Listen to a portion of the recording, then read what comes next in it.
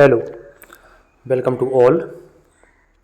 जैसा आपको पता होगा कि थोड़ी देर पहले हमने लेक्चर नंबर 1 को अपलोड किया था और मैंने आपसे प्रॉमिस किया था कि बहुत ही जल्द 15 से 20 क्लास लेकर के मैं ये यूपी स्पेशल पूरी तरह से ख़त्म या समाप्त करूँगा। तो जो व्यक्ति हमारे साथ जुड़ेंगे उनको टेंशन नहीं लेना है, बस आप लोग पढ़ाई करें, लेक्चर देखें और लगातार रिवीजन करें। इससे ज़्यादा आपको और कुछ नहीं करना है। तो चलिए, बहुत परेशान नहीं होना है कितनी जल्दी लेक्चर आ रहे हैं, क्योंकि बहुत दिनों तक मैंने क्लास नहीं ली थी। लेकिन मैंने प्रॉमिस किया था कि जैसे ही हम लोगों को समय होगा आपको इतनी सारी एक साथ क्लासें दी जाएंगी कि आप जो है बहुत जल्दी आपको लगेगा कि ये सिलेबस पर कमांड आपकी होने वाली है और आपको जो है जब नॉलेज बढ़ता है तो एक कॉन्फिडेंस आता है। चलिए, लेक्चर नंबर 2 में हम लोग उत्तर प्रदेश की नदियों के बारे में बात करेंगे। सबसे पहले फेमस नदी हमारे यहाँ पर क्या है? गंगा नदी तंत्र, जिसकी कुल लंबाई जो है वो क्या है? 2525 किलोमीटर है। सब पूछा जाता है कि सर्वाधिक जो है लंबी गंगा की लंबाई कहाँ पर है, तो आप बताएंगे बदायूं में है और ये कितनी? 133 किलोमीटर। यूपी में ये कितने जिले से बहती है? तो ये 28 जिलों से बहती है। सर्वाधिक प्रदूषण नदी को आपको बताना है, ये जो है कन्नौज में, वाराणसी में, यहाँ पर ये जो है ज़्यादा प्रदूषित है ये गंगा नदी। सर्वाधिक बीओडी कहाँ पर है? तो कानपुर और इलाहाबाद के बीच में। ठीक है, अब जो लोग बीओडी के बारे में जानते हैं वो एक बार बीओडी का फुल फॉर्म जो है जरूर कमेंट कर दें। तो मैं जितने क्वेश्चन आपसे पूछता हूँ वो इसलिए पूछता हूँ कि आपने जो है पुरानी तैयारी में कितना पढ़ा है क्या नहीं। राष्ट्रीय नदी का दर्जा इसको कब मिला? 2008 में मिला है।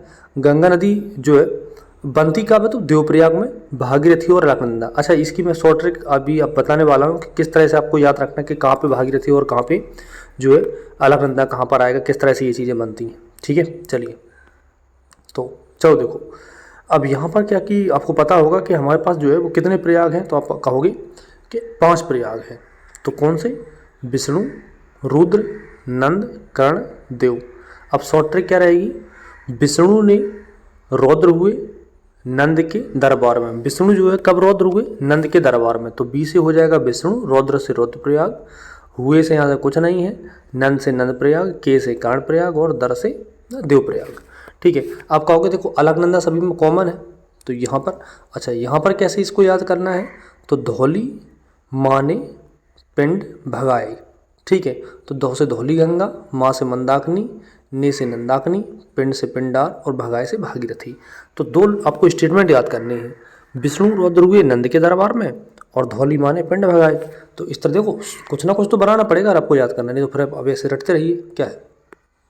तो मैं धीरे धीरे करके आपको शॉर्ट ट्रिक बता करके याद भी करवाने वाला हूँ, तो बस जुड़े रहें आप। ठीक है, चलो अब देखते हैं हम लोग पास 3 प्रकार की नदियाँ हैं, हिमालयी नदियाँ, दलदली नदियाँ और प्रायद्वीपीय नदियाँ। तो हिमालयी नदियाँ कैसी हैं? आपको पता होगा जहाँ से हिमालय से इन लोगों को जो है पानी मिलता है, जैसे गंगा, यमुना, सदा हमेशा जो है इनमें पानी रहता है। रामगंगा, शारदा, राप्ती, ये सब। ठीक है, मैदानी गंगा कहाँ से? बारिश से इनको पानी मिलेगा, जैसे गोमती, बर्णा, सई, ईशान, पांडो। ठीक है, और प्रायद्वीपीय नदियाँ कौन कौन सी हैं? तो चंबल, बेतवा, केन, है ना, ये रेहंद, कन्हार, कालीन, रेहंद, तो ये काली सिंध। अच्छा, कुछ क्या क्वेश्चन ये पूछ जाते हैं कि गोरखपुर का सूप जो है किसे कहते हैं? तो आप कहोगे राप्ती को। ठीक है, अच्छा जैसे यहाँ पर कुछ नदियों के नाम दिए गए हैं कि सदानीरा, शालिग्राम, नारायणी। तो आपको ये बताना है कि ये जो है कुछ क्वेश्चन में लेकर के आया, तो ये जो है किस नदी को कह रहे हैं, यहाँ पे जो है आपको बता देना आंसर। शारदा को काली नदी कहते हैं, सरयू को घाघरा और राप्ती को इरावती नदी कहते हैं। ये नदियों के कुछ नाम हो गए। अच्छा, ये जो मैप है ये मैं आपको जो है बोर्ड पर बताऊंगा, क्योंकि अभी हमारे जो है यहाँ पर मैंने बोर्ड का जो काम है वो ख़त्म नहीं हो पाया है। तो जैसे ही हमारे पास बोर्ड अवेलेबल होगा तो मैं बोर्ड पर जो है ये मैप जो है आपको बता दूंगा। इससे भी कुछ चीज़ें आपको याद हो जाएंगी या फिर काफ़ी चीज़ें जो है हेल्प हो जाएंगी। तो ये इसको भी छोड़ दीजिएगा, अभी हम लोग को ओनली लिखने पढ़ने वाली चीज़ों को देखते हैं। ठीक है, चलो पूछा जाएगा गंगा जो है रामगंगा में कहाँ मिलेगी? तो कन्नौज में मिलेगी। ये जो है मैप जब समझेंगे तो याद हो जाएगा। अभी सिर्फ आप सुनते जाइए और थोड़ा नोट्स वोट्स बना लीजिएगा। गंगा यमुना सरस्वती तो सभी जो दुनिया जानती है कि ये इलाहाबाद में रहेंगे, है ना। गंगा घाघरा से कहाँ मिलेगी? तो बिहार, छपरा में। शारदा घाघरा से कहाँ मिलेगी? सीतापुर में, है ना। राप्ती घाघरा से कहाँ मिलेगी? देवरिया में।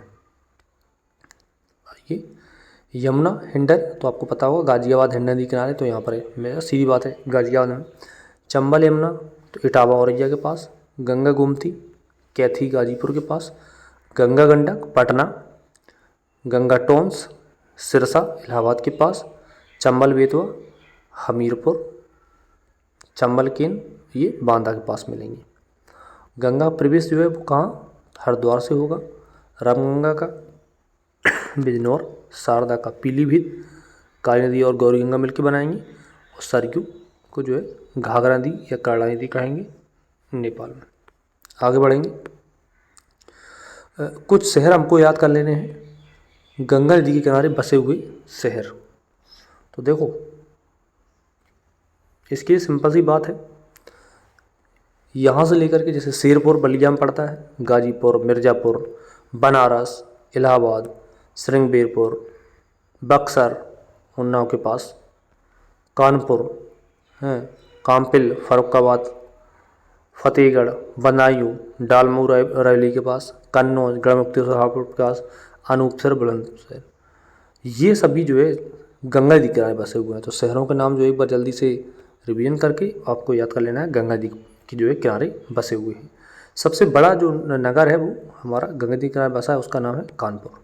ठीक है, चलिए आगे बढ़ते हैं।